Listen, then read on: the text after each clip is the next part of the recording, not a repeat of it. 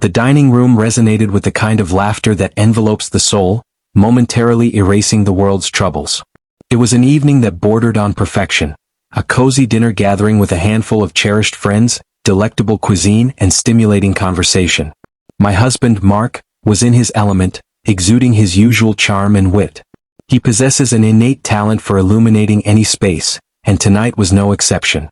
The evening commenced like our previous soirees, discussions about work, shared travel anecdotes, and even a spirited debate on the optimal method for cooking steak.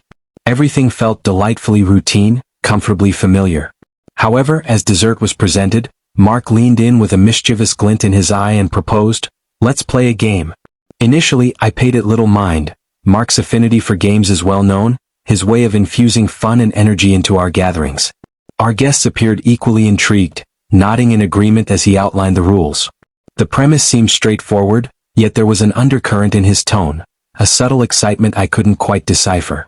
The initial rounds were light-hearted and whimsical, filled with innocuous dares and playful challenges. Everyone appeared to be enjoying themselves, myself included. But then an imperceptible shift occurred. The questions grew more intimate, the dares more daring. I observed the atmosphere around the table transform. Laughter softened, giving way to nervous glances and uneasy chuckles. I sought Mark's gaze, hoping for a reassuring look, but his expression remained inscrutable. He was relishing this, that much was clear, but in a manner I couldn't fully comprehend. Then came the pivotal moment that rendered me speechless, my stomach churning. One of Mark's friends turned to me, a sly smile playing on his lips, and said, "Your turn, but be careful. This one might surprise you."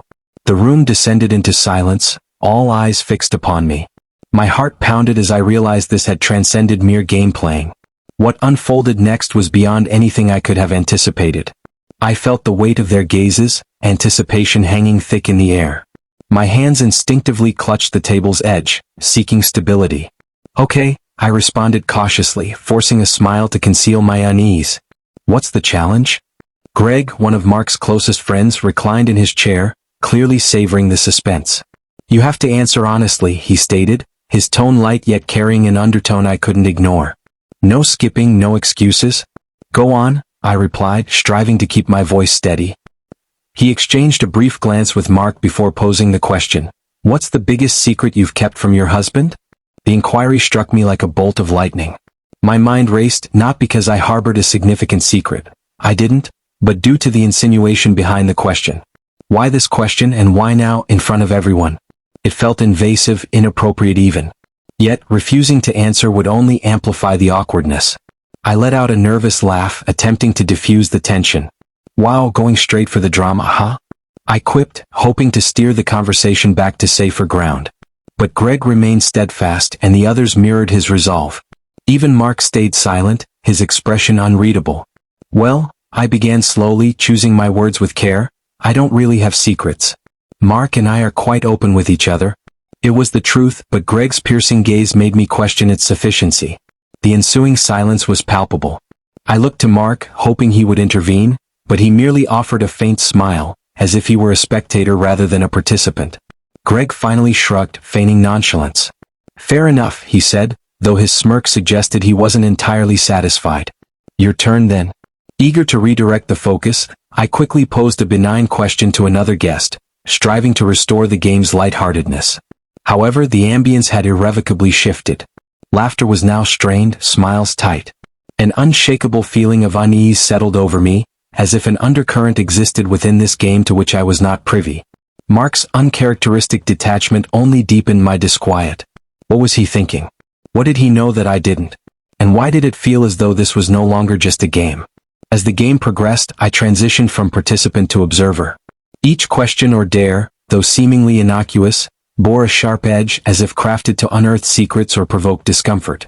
The laughter now served as a fragile veneer over a growing tension. I scrutinized Mark more closely. He was unusually silent, reclining in his chair with an almost amused expression, as if anticipating an unfolding drama. This reticence was unlike him. He typically spearheaded the fun, teasing friends and sharing jokes. Tonight, however, he seemed a different person. It wasn't just Mark. Greg and the others exchanged subtle glances, barely perceptible yet noticeable.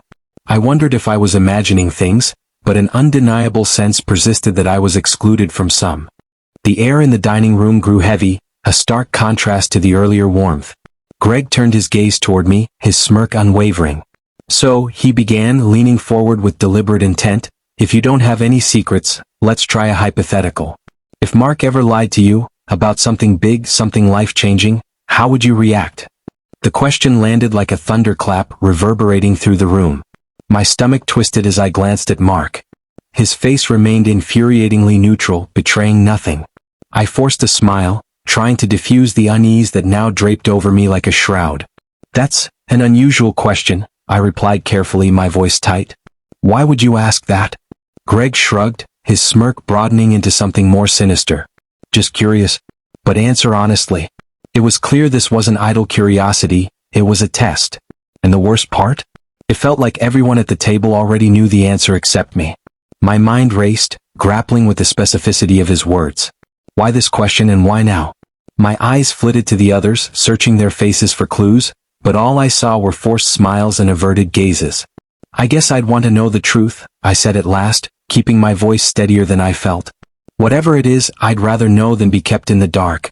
Greg nodded, his smirk dimming slightly, but his expression carried a weight that sent chills down my spine. He seemed almost satisfied. I turned to Mark, seeking reassurance, but he merely raised his glass and sipped, as though this was just another casual conversation. The game continued, but I was no longer present in the moment. My thoughts churned, circling back to Greg's question and Mark's unsettling calm. What were they hiding? When the game finally ended, the room fragmented into smaller conversations. I excused myself, retreating to the kitchen to gather my thoughts. Leaning against the counter, I tried to steady my breathing. My heart raced, pounding against my ribcage with a rhythm that mirrored my growing dread. Behind me, soft footsteps interrupted my solitude. I turned to see Sarah, her usual buoyant demeanor replaced by something more serious. "Hey," she said softly, her voice laced with concern. "You okay?" "I'm fine," I lied automatically, though my face must have betrayed me. "That game just, I don't know. It felt off." Sarah hesitated, glancing back toward the dining room to ensure no one could overhear. Her voice dropped to a whisper. "It wasn't supposed to go like that." My pulse quickened. "What do you mean?" I asked, my words sharp with urgency. Before she could respond, Mark appeared in the doorway, his presence filling the room with an unsettling calm. "Everything okay in here?" he asked, his tone light but his eyes piercing. Sarah froze, then plastered on a strained smile. "Yeah, we're good." Mark lingered for a moment, his gaze flicking between us before softening. "Come back out when you're ready," he said, his smile not quite reaching his eyes. As he walked away, I turned back to Sarah, but the opportunity had passed. She shook her head and followed him, leaving me alone with a storm of unanswered questions. Determined to uncover the truth, I rejoined the group. The tension seemed to have dissipated, replaced by a veneer of normalcy. Mark was back to his charismatic self, laughing and joking as if nothing had happened. But Sarah's eyes avoided mine, her laughter strained, her fingers twisting nervously in her lap. Greg suggested another round of drinks, and Mark eagerly offered to prepare something special. As the two men disappeared into the kitchen, I leaned closer to Sarah. "Sarah," I whispered, "what's going on? Why did you say the game wasn't supposed to go like that?" She glanced around nervously, her fingers fidgeting with the edge of her napkin. "I can't," she murmured, her voice trembling. "Not here." Before I could press her, Greg returned with a tray of glasses, his grin as wide as ever. Mark followed close behind, his demeanor unreadable as he distributed the drinks. Sarah fell silent, her expression guarded. The evening dragged on, the undercurrent of unease refusing to dissipate. I watched the subtle exchanges of glances, the carefully chosen words, the palpable tension beneath their smiles. It all felt orchestrated, deliberate, as though I were the unwitting subject of some hidden agenda. Then, just as I was about to excuse myself again, Greg clinked his glass, commanding the room's attention. "Before we wrap up this amazing evening," he began, his tone overly cheerful, "there's one last thing we should do." Mark's eyes locked onto Greg's, and he nodded almost imperceptibly. "Go on," he encouraged, his voice steady. Greg raised his glass. "A toast," he declared, his smile sharp. "To honesty and transparency, the things we all value, right?" The words hung in the air, heavy with unspoken meaning. My stomach twisted as Mark raised his glass, his gaze piercing mine. "To honesty," he said softly, his voice laced with something I couldn't quite place. My hands trembled as I lifted my glass, the weight of their expectations suffocating. To honesty, I echoed, the words catching in my throat. As we drank, I couldn't shake the feeling that this toast wasn't a celebration, it was a warning. And whatever came next, I knew I wasn't prepared. The night took an even stranger turn when Mark set his glass down and leaned forward, his expression unreadable but deliberate. Actually, he began, his voice calm yet weighted with intention, I think it's time we let her in on the secret. The room fell deathly silent, the warmth of earlier conversations evaporating in an instant. My breath caught in my throat and my heart thundered in my chest. What secret? I asked, my voice barely audible.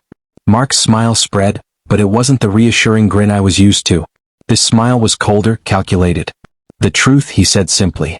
The truth about what tonight was really about. The walls seemed to close in around me as his words hung in the air.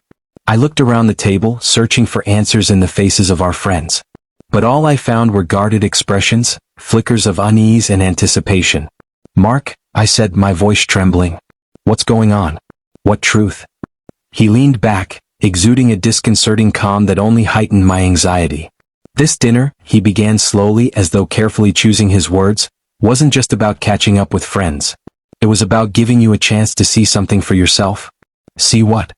I demanded, my frustration bubbling to the surface. Before Mark could answer, Greg spoke up, his tone annoyingly light yet layered with something darker.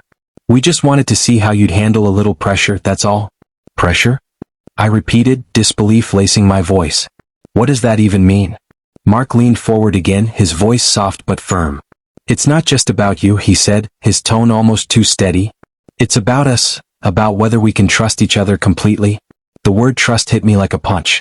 My mind raced through every interaction of the evening, every loaded question, every suspicious glance. You think I'm hiding something? I asked, my voice rising. It's not about what you're hiding, Mark said evenly, his calmness infuriating. It's about whether you'd be honest if you were. I felt like the room was spinning, the faces around me blurring into a collective blur of judgment. This was a test? I choked out, my voice breaking. Mark didn't deny it.